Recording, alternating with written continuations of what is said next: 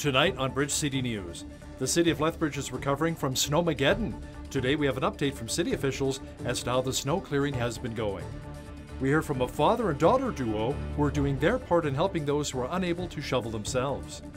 And we receive more pre-election promises from all of the federal party leaders worth tens of billions of dollars.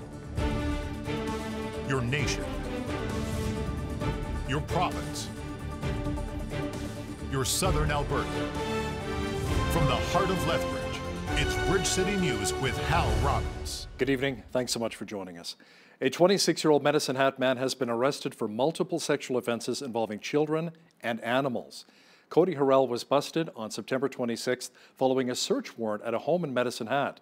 He's charged with sexual assault, bestiality, and accessing and distributing child pornography. He was released on bail with the condition of not having any contact with children.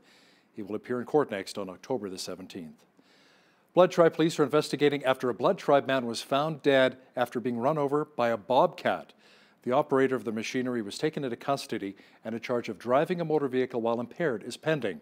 The investigation into the matter continues. Whether you stayed in the city or hit the road this weekend, the massive snowstorm that hit southern Alberta probably gave you a pretty hard time while you were driving. The city of Lethbridge says that plows are continuing to take care of the snow, ice, and slush. Transportation Operations Manager Adam Campbell says that there needs to be a plan in place for when all of the snow melts. So right now our water wastewater crews are gearing up. They're going around making sure catch basins are clear. They're well aware of it. We have some communications out. If you're seeing excessive ponding, we can respond to it. And yes, they are on standby, ready to go. They have additional sewer crews ready in case there's any backup in people's houses. But at this point, we think we have a firm handle on how to respond. For us at transit, it's just business as usual. We slow down when we're coming into stops, and we look for the puddles that may splash people and try to avoid them so we're not splashing people as we're going by. According to Environment Canada, we did not quite set a record.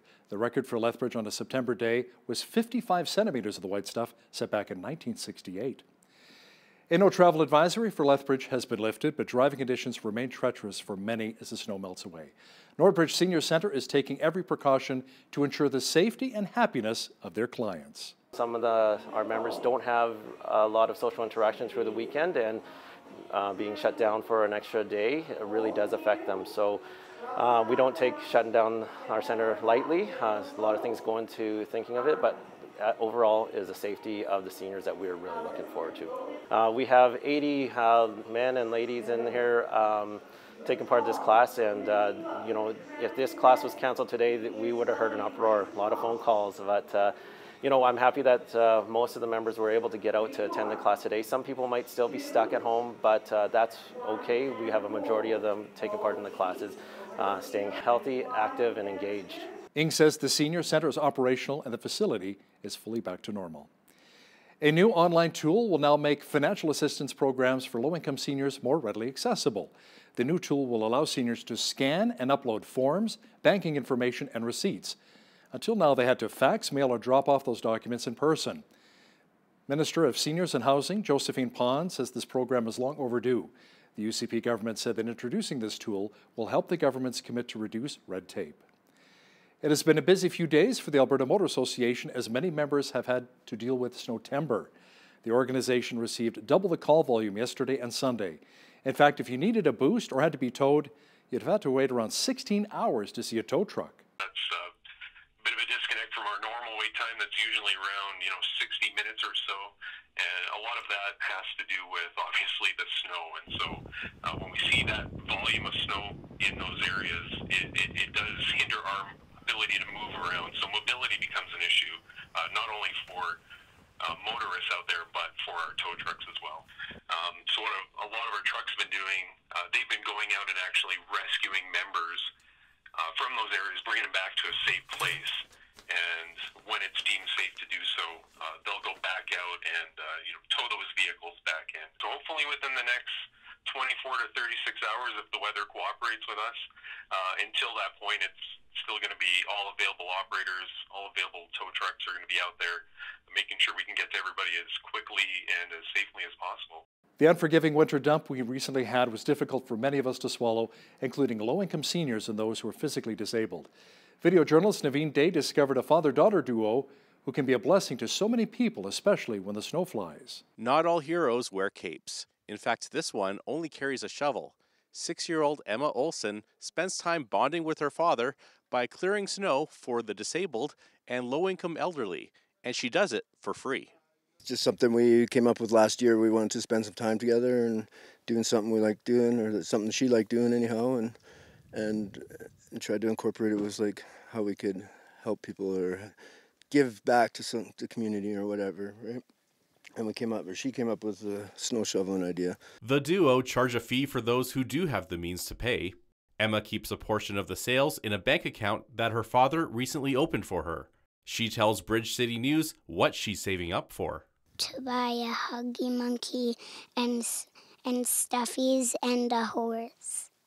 A huggy monkey is a little bit of a big monkey, but it's a stuffy and it holds on to you. Sometimes I call it Huggy Monkey Never Let Go. In a 2-day span, the pair has cleared snow for 7 homes. For Bridge City News, I'm Naveen Day. Alberta has dubbed October as Disability Employment Awareness Month, and this year's theme is The Right Time, Right Now. It is celebrating the essential role that people with disabilities play in Canada's economic success. So Red Shirt Day is meant to bring awareness that that's what we're celebrating this month. And so we've brought a few people here in the office to take a picture together just to help, spread the word. Really what it's about is promoting inclusion in the workplace.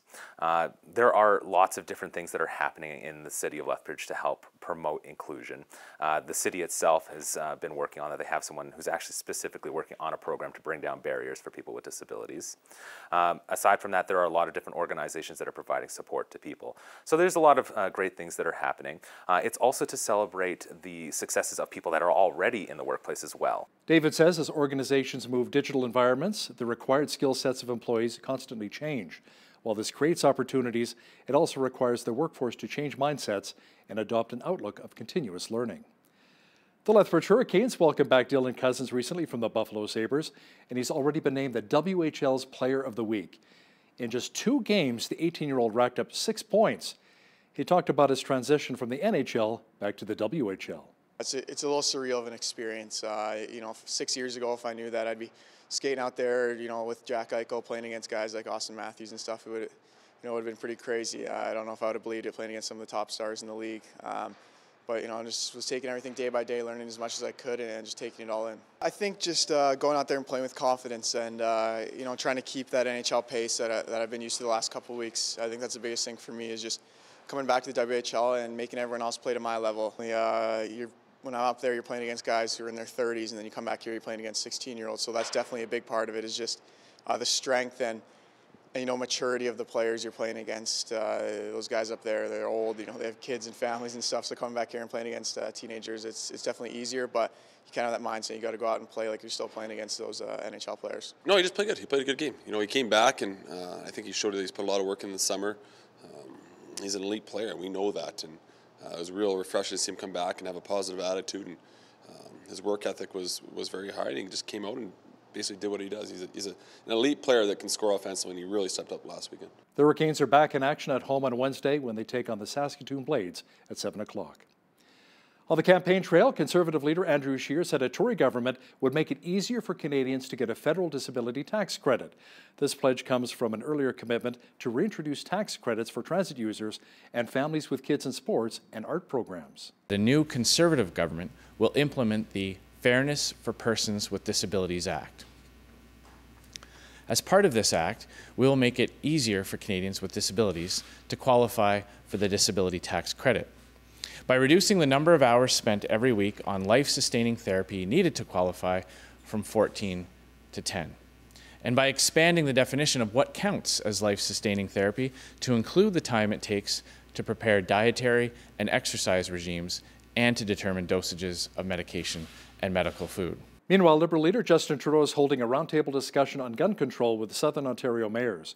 The Liberal leader says the direction the feds will take on guns is far different from the Tories' approach.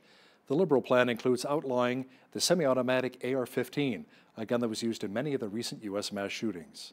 We are moving forward in tangible ways that is going to counter gun violence.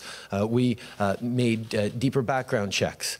We've made measures in place through our commitments in C-71 to make safe transport a more controlled element. There are many measures that we've taken to strengthen gun control over the past 4 years, and we will continue. We are putting forward the strongest measures around gun control that Canada has seen in many, many years. NDP leader Jagmeet Singh is in British Columbia campaigning. He says his party would add 500,000 childcare spaces across the country. He would also try to cap the price at $10 per child. He says the program would include training more early childhood educators who would receive a decent wage. Our commitment is this. We want to put forward $10 billion over the next 4 years to build 500,000 new affordable childcare spots, licensed childcare spots across this country. Because 1 in 4 kids under 6 have childcare, but that means 3 out of 4 kids do not. This is really difficult for so many families and so many kids. So we want to change that. We want to make real investments. We also want to move to make sure that this childcare that we're going to develop is protected in law with quality, with legislation at the federal level that ensures that it's protected in law, that it's high quality, that it's affordable. Our goal is to make sure that no kid goes without childcare, that every family gets the childcare they need. That's my commitment to you, and together we can make that happen. Here is a very scary situation. 5 people are feared missing after a towering arch bridge collapsed in eastern Taiwan today. The collapse sent an oil tanker truck falling onto boats below. 10 people were also sent to hospital in the tragedy, 6 of them in serious condition. The bridge collapsed just hours after typhoons swept across many parts of the island. Meanwhile, in Hong Kong, police broke up a scuffle earlier today between Beijing supporters and pro-democracy protesters. Today was the 70th anniversary of the founding of Communist China. The morning march came as the government held an annual ceremony to mark the anniversary of Communist Party rule. It also marked the start of what is expected to be a day of protests demanding democratic reforms in the semi-autonomous territory. There's a group that likes to connect both the Christian and Jewish communities. Yael Eckstein is the president of the International Fellowship of Christians and Jews. She says it's important to celebrate the similarities between the two groups. What the fellowship is doing is saying Christians and Jews have 99% of things in common. You even see Judeo-Christian values that were put in that same pot of values for thousands of years. But it took thousands of years until we actually were able to step up and say, in Psalms, King David said, Hine ma tovu manaim shevet achim gam yachad, how good and pleasant it is when brethren dwell together in peace. This is what God was waiting for. And now we're saying we're going to focus on what brings us together, what makes us similar, more than what tears us apart and the differences. Catch the full interview with BCN's Paul Arthur and Yael Eckstein coming up in the second half of our show. 7 years after Christian doctor Rebecca Brettel launched the Neighborhood Prayer Network, many lives have been impacted through the initiative. Believers pray for every street in the United Kingdom. At a time when many in Britain are dealing with depression and anxiety, the movement is seeking to turn the country toward Christ through action and prayer. In September 2012, Christian doctor Rebecca Brettel took to the main stage at the National Day of Prayer and Worship at London's Wembley Stadium to share a vision God had given her as a child to launch the Neighbourhood Prayer Network. We want to see every single street in the whole of the UK covered in Christian prayer. And we want to see people taking responsibility for where they live, praying for their neighbours, caring for their neighbours, and sharing the gospel with their neighbours. Can you imagine how our nation would change if everybody, even in this room, just did that? 7 years later, countless lives have been transformed through this initiative, and thousands of UK streets are now covered in prayer. Speaking at a recent event at Lambeth Palace to celebrate this 7-year milestone, Rebecca explained more about the practicalities of this initiative. We ask people to pray for their immediate neighbour on their left and on their right and across the way. So that's 3 houses or 3 families. We ask people to prayer walk their street as they're walking up and down their street. But we also hope that as time goes on that people will start to get to know their neighbours So through the year, we give people different suggestions. Rebecca's husband Carl, CEO of the Neighbourhood Prayer Network, gives one example of how one of their prayer practitioners literally helped save the life of one of their neighbours. She had a vision from God of her neighbour that they'd recently met, who'd been living together next door to each other almost for years, but that morning she saw in a vision him laying on the floor. So she immediately went around and to check if he was okay, and he said, yes, I'm fine. Invited him around for food that evening, and he didn't arrive. So very quickly she remembered what she'd seen in the vision that morning and rushed over to the house, and true enough, he was lying on the floor with a stroke. The doctors then said if she hadn't have come at that moment, he probably would have died. He made a full recovery, by the way. Great to see the work Christian groups are doing across the pond. We've had a lot of ponds around our city now that the sunshine is back, melting all of our snow, and that sun will be sticking around for a while, as will the warmer temperatures. A complete look at the weather picture is coming up. Good to see the sunshine again today and slightly warmer. Tonight it should be mainly clear with a low near -7. Tomorrow sunny again with a high expected near 10. Even warmer on Thursday with a high near 11. Expect 12 degrees and lots of sunshine on Friday. A gorgeous weekend is shaping up. Sunny and 13 on Saturday, 18 on Sunday, and a balmy high near 23 degrees on Monday. Looking at the almanac, the average high for this time of year is 18 and an average low of 3. The highest temperature in the state was recorded in 1957 at 30 degrees, and the record low was a chilly -9 in 1950. Sunrise was at 7:30, sunset at 7:11. Looking at tomorrow's national forecast now, it should be mainly cloudy and 13 in Victoria, overcast and 15 in Vancouver. Sunshine and 9 degrees is expected in Calgary tomorrow. Sunny and 12 for Edmonton. A chance of showers and 6 for Regina on Wednesday. A mixture of sun and cloud and 9 degrees for Saskatoon. Overcast and 7 for Winnipeg. Toronto was under a severe thunderstorm watch today. Tomorrow expect more rain and a high near 19. Showers and 14 degrees for Ottawa. Mainly cloudy and 13 for Montreal. Drizzle and 15 degrees for Fredericton, New Brunswick. Expect rain and 17 in Halifax, Nova Scotia. A few showers and 14 in Charlottetown, PEI. And in St. John's, Newfoundland, expect periods of rain and a high near 10 degrees for tomorrow. With the strike against GM in its third week, workers are living on $250 per week in strike pay, while the company is losing millions and its customers are being hit by repair part shortages. There aren't really any signs that it's going to be settled anytime soon. They've been working and bargaining, but I'm told that the major issues, wages, profit sharing, use of temporary workers, and product for the 4 plants that GM intends to close, that those are all still unsettled. And those are big, very weighty issues that are difficult to settle. So it may be a few more days. We can't tell for sure.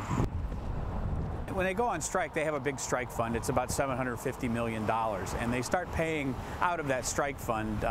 That $750 million is kind of a war chest that the UAW shows off to the manufacturers to show them that, hey, we can last a long time without being paid. But that said, it's hard to live on $250 when you're used to $1,200 or so, or even more than that with overtime. So it's going to be a difficult slog for the workers. A part shortage caused by a strike by the UAW union has forced GM to shut down its pickup truck and transmission factories in Mexico. The plant shutdown means that GM has lost any new supplies of its light-duty Chevy Silverado, which is the company's top-selling vehicle in the United States. GM had earlier closed a Mexican engine plant and its assembly plant in Oshawa, Ontario, due to the strike of the 49,000 workers, which is now in its third week. Global trade is forecast to weaken this year for mobile and web trading of stocks and ETFs listed in Canada and the United States. The World Trade Organization says it expects volumes of traded goods to rise 1.2% this year. Now that is far below the 2.6% estimated in April. Next year's growth was estimated to drop to 2.7% from 3%, but the group warns that it still depends on solving various trade disputes. A lot of Canadians have been jumping on board the Face app. It's an app designed by a Russian developer to make you look older or younger. Sharon Polsky with the Privacy and Access Council of Canada says we need to be more cautious when downloading apps. A lot of these apps don't even tell you what they're doing, and researchers and security researchers find out after the fact that yes, indeed, they're uploading pretty much everything from your phone. And again, it's that all-encompassing broad consent. You've allowed it. Sharon Polsky with the Privacy and Access Council will have more on how to protect yourself online. That's coming up after business news. Now, here's a look at today's markets. The markets took a beating today. The TSX was down 210 points. The Dow Jones Industrial Average was down 343. The Nasdaq was down 90 to 7908, and the S&P 500 was down 36 points to 2940. Oil was down 41 cents on the day to 53.67 per barrel. Natural gas was down 4 cents to $2.29. Gold was up $8.08 to $14.80 per ounce, and silver was up 26 cents to $17.26. Wheat is at $205 per metric ton, barley's at $200, canola is at $454 per metric ton, and corn is at $284. Live cattle is up 5 cents to $105.18. Feeder cattle is down $1.43 to $142.98, and lean hogs were down $2.90 to $65. The Canadian dollar was up slightly on the day to 75.64 US. Recapping one of our top stories this hour, a 26-year-old Medicine Hat man has been arrested for multiple sexual offenses involving children and animals. Cody Harrell was busted on September 26th following a search warrant at a home in Medicine Hat. He's charged with sexual assault, bestiality, and accessing and distributing child pornography. He was released on bail with the condition of not having any contact with children. Harrell will appear in court next on October 17th.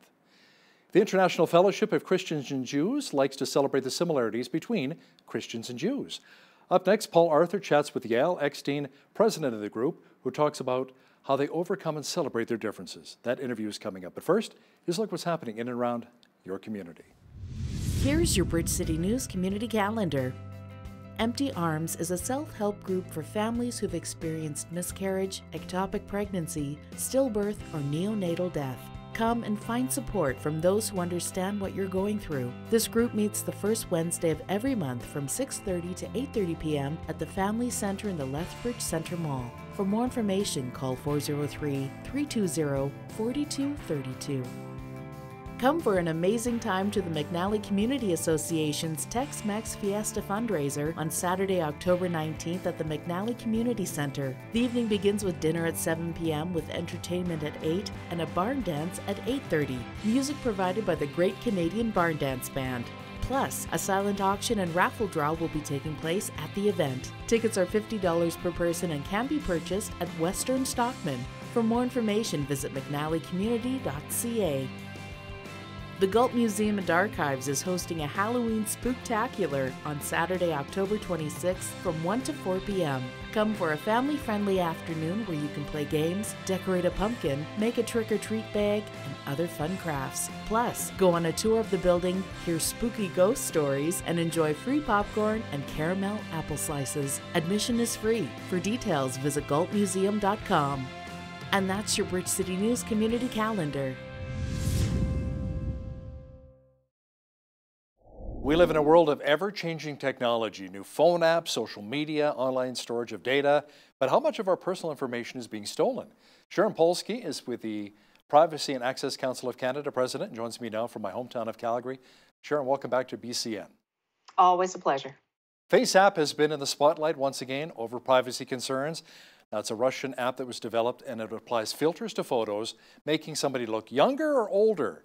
And it's gone viral, but understand that the creators are harvesting metadata from the photos. Well, this is just one of a multitude of apps that offer the entertainment or the convenience. And yes, they often do take what you're providing willingly and do with it as they wish. And the reality is their privacy policies, as they're called, allow it. The wording gives us all a really good feeling that the company is going to take very good care of our personal information, but they use such broad terms and vague wording that it really allows them to do pretty much whatever they want. Yeah, terms and conditions, that I looked at it myself and it says, we can use your image any way we see fit. So shouldn't that set off some red flags? Well, it should, but unfortunately, a lot of these privacy policies are so long and convoluted, people just click, I agree, and just keep going. They've been told, so many of us have been told for so many years that there is no privacy, but don't worry, we respect your privacy. And for me, when that's the first line of a privacy policy, I'm very, very wary because it's not reality. A lot of these companies make their money on manipulating the information they receive from us, whether it's selling our face to an advertiser to use in an ad that we might or might not approve of, whether it's the product or the concept. Imagine I put my face out there, and next time my husband sees it on an ad for, I don't know, an escort service. I wouldn't be thrilled. Reality is, I would have given my permission because, as you say, we allow them a worldwide, royalty-free, perpetual license to do with our information pretty much as they wish. And once we give this all-encompassing consent, they can take our information and pass it on to other organizations who can pass it on to other organizations and so on and so on. So there's never mind, no direct connection with the organization. We have no idea who has our information to be able to say, please stop. Sharon, is there a best way to protect yourself from this? Or is the only privacy option not to use these kinds of apps? Well, the best thing is to avoid apps altogether because, I mean, especially if it's a free app, they're making their money somehow. And if we're not paying in dollars, we're paying in us. We are the product. So avoid them. I mean, it's enticing. And we know it's like children on the playground. Nobody wants to be left out. Nobody wants to be the one person on the sidelines while everybody else is having fun. It's that FOMO, fear of missing out. So we join in. It's human nature. We want to be part of the group and accepted. And so we join in. And we don't give it a second thought. So avoid using these apps as much as possible. And really, an awful lot of the services that are available on the web we can do through our browser. Sure, we'll receive that little pop-up. Download the app. It's a lot more convenient. The convenience comes at a price. And if you're using something in your browser, then you can set the settings to restrict advertising, to limit how much of your information is grabbed by this other organization.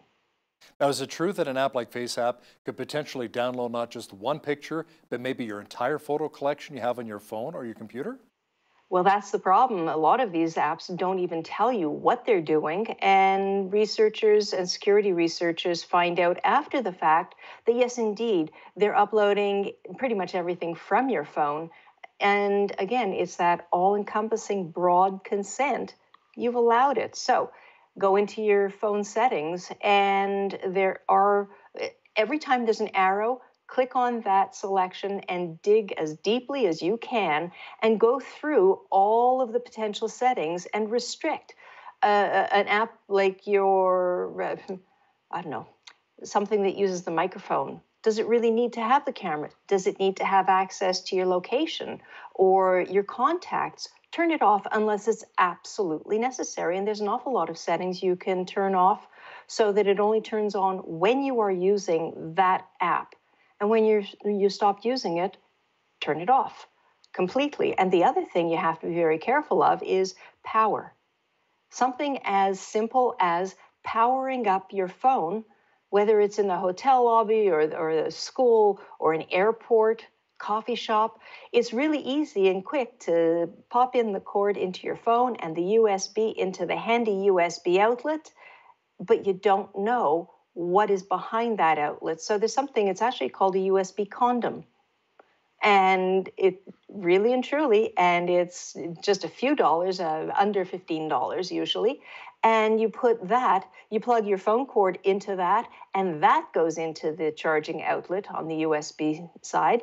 And it prevents the data from being transferred. It only allows the power. Get into the habit of using that as a very, very good protective mechanism. Interesting safety tip. Now, Sharon, when we cross over to the border to the United States, or when we come back, sometimes the Border Control officer will ask to go through our phone or laptop. Are we required to allow them to do so? Well, Canadian citizens, or should I say non-American citizens, really have no constitutional protection under the U.S. Constitution when we enter their country.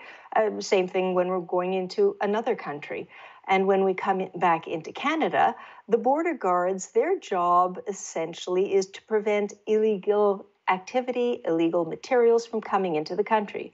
So while officially they are not supposed to go on a fishing expedition and prowl through our entire device, if they ask and we refuse, we could be in the same situation as a Toronto lawyer who recently came back from being in South America studying for several weeks. And when he was asked for the password to his devices, he refused. Of course, as a lawyer, he has client confidential information on his devices. He would be breaching his professional code of ethics to divulge that, even to a border guard. He was arrested. We all face that because although the official policy might be one thing, there's really so far not much in the way of oversight for our border guards. Now, Murray Rankin, the NDP MP, he's just been appointed as the new chairman of an oversight body, a brand new oversight body. And my fingers are crossed because Mr. Rankin has a very, very solid understanding and background about data privacy and human rights. So we're very hopeful that that oversight body will finally be able to rein in the border guards and other federal law enforcement agencies. So what kinds of protections can we really take to protect our personal data when crossing the border? Well, you know, it's a balancing act, because if we take just a burner phone that has nothing on it, it looks suspicious. If we say there's very little on it, that too could be seen as suspicious. Some people have suggested if it's a corporate device, and if you do not have the password, then your hands are tied. Well, they don't have to let you into a country. They could simply say, either you reveal the password or go home. Now, the other problem is a lot of these devices now have fingerprint and facial recognition as the key to opening the device. And in the States, the same rules that apply to passwords do not apply to faces.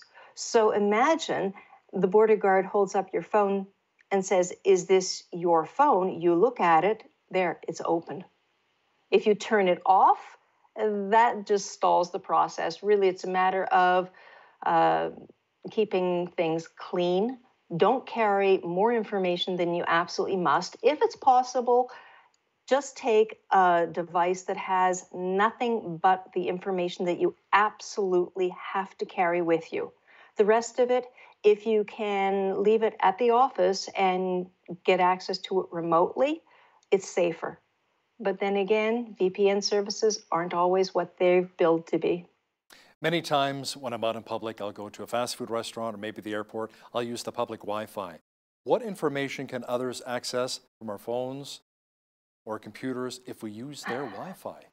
Well, you sort of don't know, because quite often what appears to be a legitimate Wi-Fi, it's Starbucks.ca or something that you recognize, especially if it's the same place that you're at. It might be someone sitting a couple tables away who has their own device and they are scanning, and you're not connecting to the store or the restaurant's system. You are connecting to an individual's system. So if you just check your bank balance, they can see your password, all of your logon credentials. Once they've got that, they don't need anything else from your computer. They've got the keys to your castle. So it's much safer. Get a data plan and use that. And really, unless you're looking at a lot of videos, that you don't use that much data. So how many of us actually take the time to read the privacy policy of the apps we use? And if we do, how much of it do we actually understand? Well, the last time I counted, the Google and Facebook privacy policies went into the tens of thousands of words and dozens of pages. Really, most people ignore them because they're written, they're convoluted, they're like a small book, and really, who has time for it? And there's been studies that say if you read every privacy policy, it would take years off your life trying to understand the ifs and whens. I mean, I write these things, I understand the game, but for most people, they don't make it easy, and I think that's quite intentional on their part, so that people just say yes. Can and should the Canadian government make changes to privacy laws to better protect our privacy? Well, the Canadian government has been saying for years under different administrations that they would improve both the privacy legislation and the access to information legislation, and they have, to their credit, made some minor tweaks. But they're going to have to do something substantive because if you recall, a year ago, Europe brought in the GDPR, the General Data Protection Regulation, and that set a new high standard worldwide, essentially. And Canada has always enjoyed substantially similar status, good housekeeping seal of approval that allowed European companies and governments to have personal information sent to Canada and processed here. Well, if Canada doesn't tighten up the rules of the game here, we're at serious risk of losing that status, and that would have massive economic implications that I don't think any government could afford. Facial recognition technology is also being used more and more frequently for security reasons, but what kinds of privacy concerns come along with that? Well, it's being billed as the latest and greatest thing for security, but first of all, cameras and CCTV doesn't stop or prevent crime. More importantly, when it comes to facial recognition, we've got everything from over 90% failure rate in Wales, their police department admitted it, to other areas across North America, including Canada, where police and cities not only have acknowledged that the facial recognition is not reliable, but some cities have banned it entirely because the facial recognition in concept is great. But when you've got fallible people creating imperfect decision-making software that might say, my face looks like somebody who's wanted, or doesn't recognize faces with darker complexions. And a lot of people of color have found out the hard way when they are either not recognized or the system says that they are a suspect when they're completely innocent of everything, but because the computer said, they get investigated, and then their name is on a list somewhere. So next time they're asked a question, the police check, and their name is already on a list, and it builds. And it's terrible because the system is not ready yet, which is why, going back to FaceApp, that app and so many others will take our faces and use that to train the artificial intelligence facial recognition systems. It's a vicious circle. So is there any way to really protect ourselves from facial recognition technology? Well, some people say, go live in the hills, run away, run away. In modern life, in the big city, because crime tends to gravitate to certain areas of the city, and a lot of these companies are selling, really hard sell, saying, buy our technology to be able to investigate, prevent whatever the crime. And cities are buying also because the old adage, the squeaky wheel. Well, there's some people who say, I don't care whatever it costs, and I am willing to give up my privacy, put in the technology to catch the bad guys. And when they are the only ones speaking up, if theirs is the only voice being heard, then the rest of us who want to preserve our privacy and our civil liberties and our freedoms, our democratic freedoms, we don't get heard. So then we get to live under surveillance. Sharon Polsky is the president of the Privacy and Access Council of Canada. Thanks a lot for joining me today from Calgary. My pleasure. On behalf of all of us here at Bridge City News, I'm Hal Roberts. God bless now.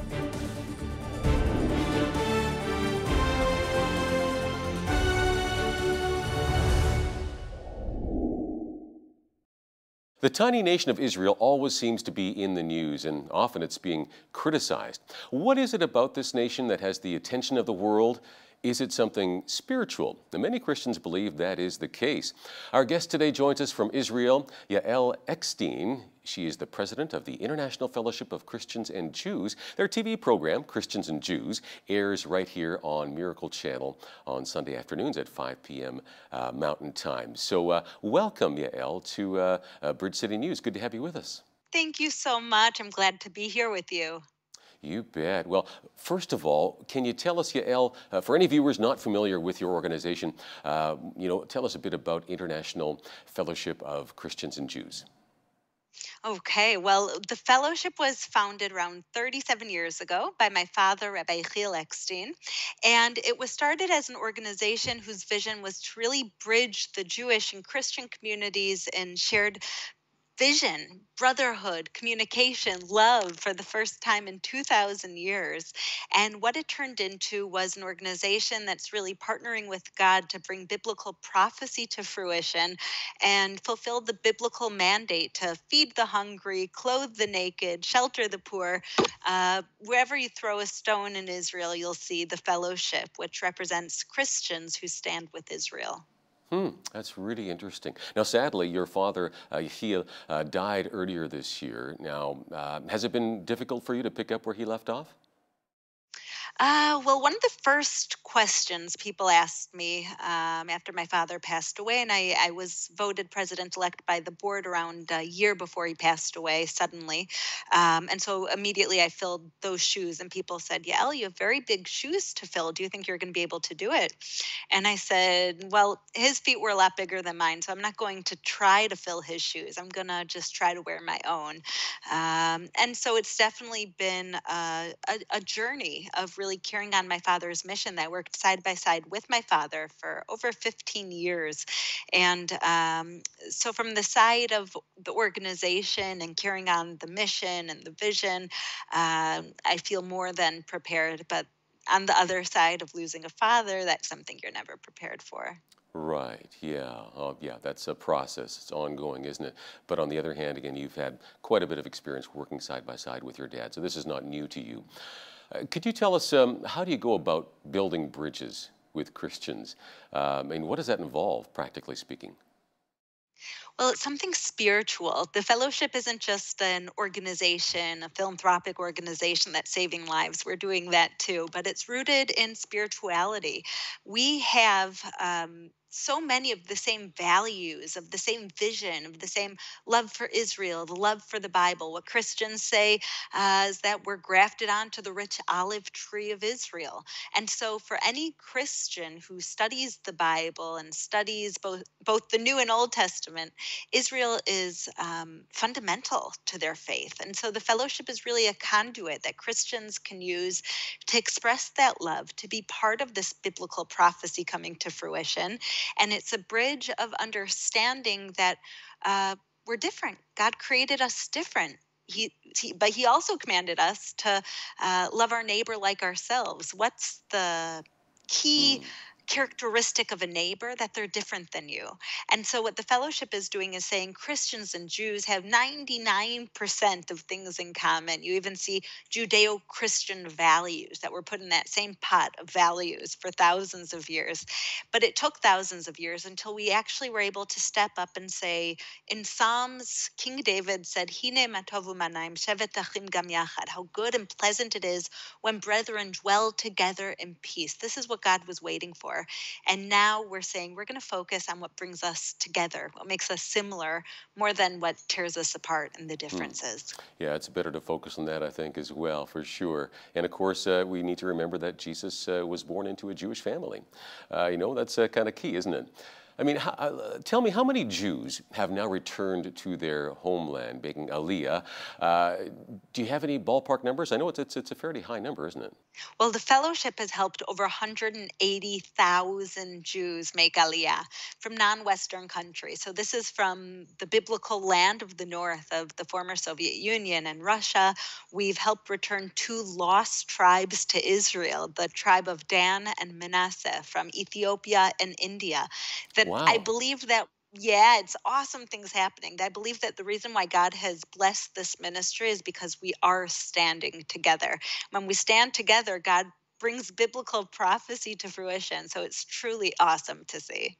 Yeah, it is quite amazing when you look at some of the prophecies and you see, man, why are so many people coming, back to their homeland? Let me ask you, why do you feel it's so important for Jews to return to Israel? Is it mainly because of the prophecies that need to be fulfilled, essentially?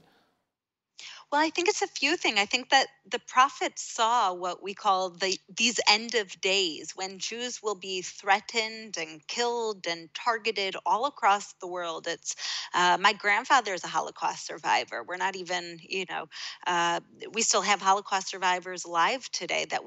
I think the prophets saw that Jews are going to be targeted, Jews are going to be killed and threatened, that unless they have a homeland, unless they come back to the land of Israel, the Jews won't exist. And so this is part of God's greater plan that's both physical, that we're coming home to escape anti Semitism, persecution, but it's also spiritual, that this is part of God's plan. God made a promise that the Jewish people would come home, the ingathering of the nations from all four corners of the earth. And it's something that people often said was impossible, that after 2,000 years of the Jewish people still being exiled from their land, the native tongue of Hebrew not being spoken. People said that can't happen, but indeed, God, whatever God says and wills can happen. And so in an instant, the nation of Israel was rebuilt, and in an instant, the holy tongue of Hebrew was reintroduced to the world through Israel. Yeah, it's fascinating. A big part of what you do is providing for Jews who are in need, often living in countries where there is a fair bit of anti-Semitism. Can you tell us a bit about that? Yeah, well, in the former Soviet Union, that's where there are so many Holocaust survivors and orphans that have no support network. And so the fellowship is there with basic needs, just as the Bible outlines, to feed the hungry, to clothe the naked, to shelter the homeless, to care for the elderly and the orphans. And that's what the fellowship is doing specifically there in the former Soviet Union, telling the Jewish people, yes, it might be the fact that 70% of Nazis identified as being Christians. But today there's a very different reality. And these are Christians who are coming in to save your life, to give you basic needs when you're on your last piece of bread, that you don't have any heat. These are Christians who are expressing their love, real Christians who are acting Christ-like, not like the Nazis, to just give them that hope, that there is hope for the future, that uh, there's remorse, there's friendship, there's love, that there is a generation of Christians who are not rejecting the Jewish people, but standing passionately and faithfully with the Jewish people. Right, because there's a history behind that, of course, and sometimes it's hard to get rid of that history and embrace, the new reality, certainly within evangelical Christianity. Yeah, we're friends, right? So we want the best for each other. And so this is ongoing within the countries themselves. Let's say whether you're in the Ukraine, I know they've got a war happening there on the one side of the country, and Russia, there's people, in poverty. So you're helping within the country itself. Are you also helping those people, in some cases, to actually help them afford to fly to Israel as well? Yes, that is our main goal. Anybody who wants to come to Israel, we have a whole list that as soon as we get a donation, which thank God are even hundreds a day sometimes, we bring that person home. We have lists of thousands of people, though. So our first priority is bringing them home to Israel. And we have people landing every single day in Israel and Aliyah, moving here from those countries every day, even from places like Venezuela and places at risk in South America. Wow. Yeah. Does the government itself then have a program to help these newcomers and get established, and then you also assist with that as well? That's exactly it. So basically, we bring these Jewish people home to Israel, but we don't give them a bottle of water and say, okay, good luck with your new life. Biblical prophecy fulfilled. We did our part. No, we set up that they have very often actually a job set up before they even move to Israel, that we conduct Skype interviews and connect the new immigrants with businesses in Israel that are looking for employees. So many of them already land with a job. We connect a volunteer who speaks their language and already went through this process to follow them for 6 months, just to explain to them how to register their kids for school, how to sign up for a bank account, where the nearest grocery store is.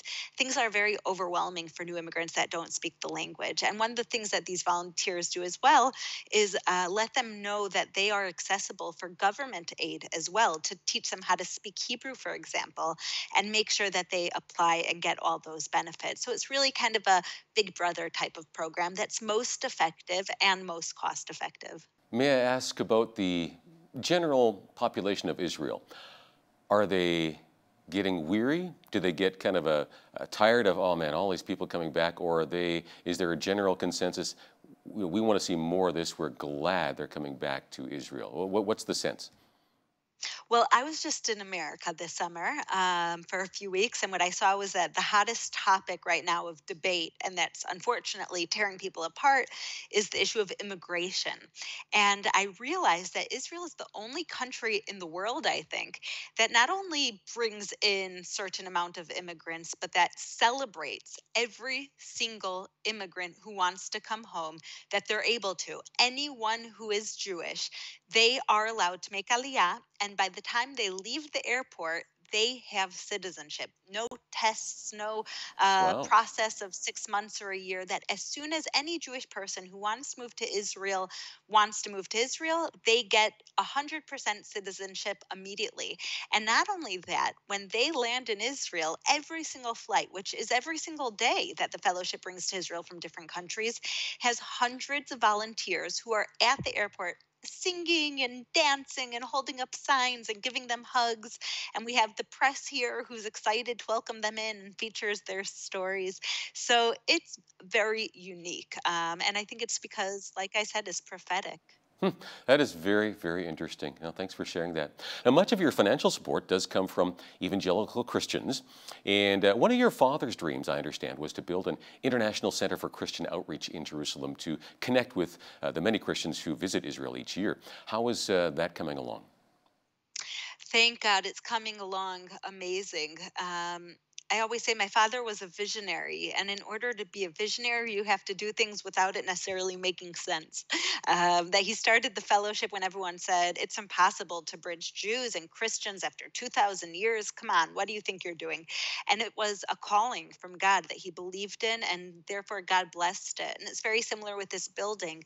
My father, one of his last things that he said before he passed away is we need a building, a presence, a home in Jerusalem for Christian visitors. And after he passed away, we started looking into the situation for Christian tourists, and we realized that there are 2.2 million Christians from around the world who come to Israel every single year. That is half of all the tourists to Israel. And they're coming from places like China and South America, places like Korea and America and Canada, all over the world. And they're coming to Israel, and there's no one who is educating them on modern Israel. They're seeing the biblical holy sites, but there's no one bringing that forward to modern Israel today and how they can be goodwill ambassadors for Israel.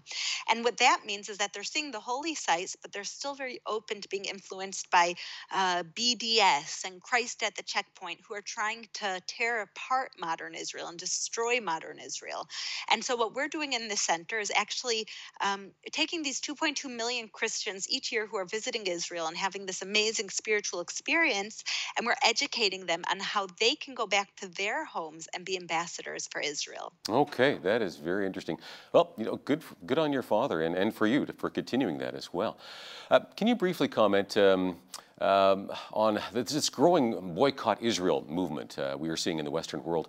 Any thoughts on that? I mean, Israel is, I guess, often viewed as the bully on the block, but the neighborhood that Israel lives in is an interesting one.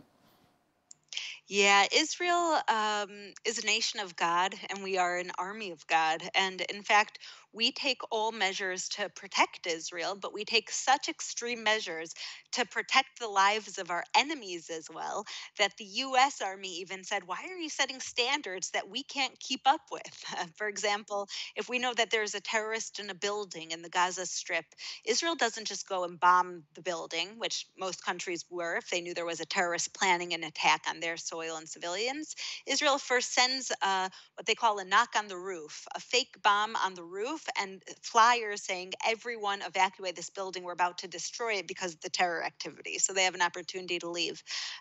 Israel is painted in a bad light, and I think that's really because of the root of anti-Semitism. I think Israel's enemies have tried to destroy us militarily, and it hasn't worked. They've tried the intifada of blowing up buses and coffee shops. It hasn't worked. They've tried surprise wars. It hasn't worked to destroy us. And that now I think it's a war of information, that what they're trying to do is is give all of the anti-Semites in the world a politically correct way to be against Israel and take a part in destroying Israel without actually having to be so controversial. And I always say, you know, I think we're living in very unique times. There's always been anti-Semitism in the world. There's Right. never been a time that there wasn't anti-Semitism. But today we have millions of Christians who stand with Israel. That's the difference. We're not alone. Okay. I'm running out of time here, and I know you want people to support what you're doing there, and you want people here to pray for Israel and for organizations like yours who are actively involved in helping people in need. And again, that's just a biblical principle we see in the Old Testament and the New Testament as well. So thank you so much, Yael, for just sharing what you're doing there. Thank you. Thank you for your interest, and to all of your amazing holy followers and viewers for just staying up to date. The first thing is education. Only after education and prayer can we get into the area of action. All right. Thank you, Yael. Yael Eckstein is president of the International Fellowship of Christians and Jews. You can see that program as well, Christians and Jews, right here on Miracle Channel, 5 p.m. Mountain Time on Sunday afternoons.